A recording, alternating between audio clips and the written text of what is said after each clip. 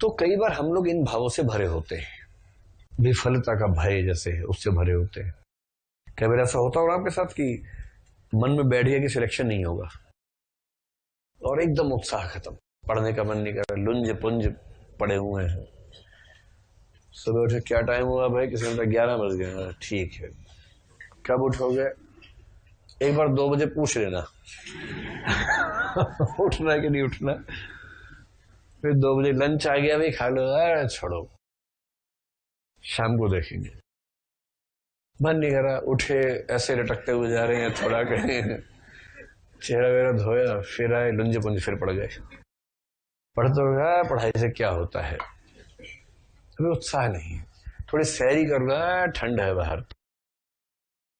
ये जो मनस्थितियां होती हैं ऐसी भी होती हैं, और कभी कभी इसका रिवर्स होता होगा। और जो रिवर्स होता है, आपका मन करता है हमेशा वही स्थिति आपके साथ रहे, जो कि संभव नहीं है, किसी के लिए भी संभव नहीं है। अरस्तु ने कहा कि हम कुछ ऐसा कर सकते हैं कि इन नकारात्मक भावों को अगर मन से बाहर निकाल दें।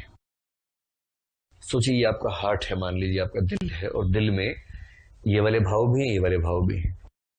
ये भाव हावी होते तो अच्छा लगता है, ये हावी हो तो खराब लगता है। अरस्तु ने कहा कि अगर कोई ऐसा तरीका हो ना कि इन भावों को बाहर निकाल दे और वही भाव रह जाए, कितना अच्छा हो, मजा ही आ जाए। नकारात्मक भावों को मन से बाहर निकालने की प्रक्रिया ही कैथारसिस है। तो ट्रेजेडी लेखन का उद्देश्य है पाठक का कैथारसिस करना, या प्रेक्षक कौन होता है? जो नाटक देख रहा हो, ऑडियंस का कैथारसिस करना या विरेचन करना त्रासदी का उद्देश्य है। पहली बात तो ये ध्यान रखनी है। अब देखिए, भाव के बाहर निकलने का एक ही तरीका है कि भाव व्यक्त हो जाए। भाव व्यक्त करने में खतरे हैं। जैसे किसी को अपने बॉस से बहुत दिक्कत है ऑफिस में, और उसके मन में बार बार आता है, बॉस को देख के उसके मन में 5 गालियां आती है मजबूत किस्म की। बॉस को देखते ही, उसके बारे में सोचते ही 5 भारी भरकम गालियां मन में आती हैं। उसको पता है कि अगर दे दी गालियां तो नौकरी चली जाएगी, नहीं दी तो मैं कुंठित हो जाऊंगा। तो विरेचन कैसे हो? इसका तरीका क्या है? बॉस की फोटो खींच लो और अपने घर में एक पुतला बनाओ। टीचर पे भी ऐसा कर सकते हैं आप लोग, जिस जैसे तबाही हो सब पे कर सकते हैं। तो टीचर से दुखी हो तो उसका पुतला बनाओ घर पे, उसकी फोटो कहीं से लाकर चिपकाओ उसे चेहरे पे। पंचिंग बैग खरीद के लाओ। पंचिंग बैग समझते हैं? जो बॉक्सर्स इस्तेमाल करते हैं कि बैग को मारा मुक्का, बैग वापस आ जाता है पिटने के लिए फिर से, वरना कहां तक जा जाके मारेंगे उसको, खुद ही आना चाहिए पिटने के लिए वापस। और फिर आपने बॉस को या टीचर को, या पेरेंट्स तो आमतौर पर नहीं होते होंगे उसमें, लेकिन कोई फूफा टाइप का आदमी हो सकता है उसमें, या उसके पेरेंट्स हो सकते हैं उसमें, अपने ना हो तो इसके पेरेंट्स हो। और फिर मुक्केबाजी का, तलवारबाजी का अभ्यास कीजिए वहां पर, दे दनादन। और साथ में उच्चारण भी करना है, खाली मुक्के से नहीं होगा।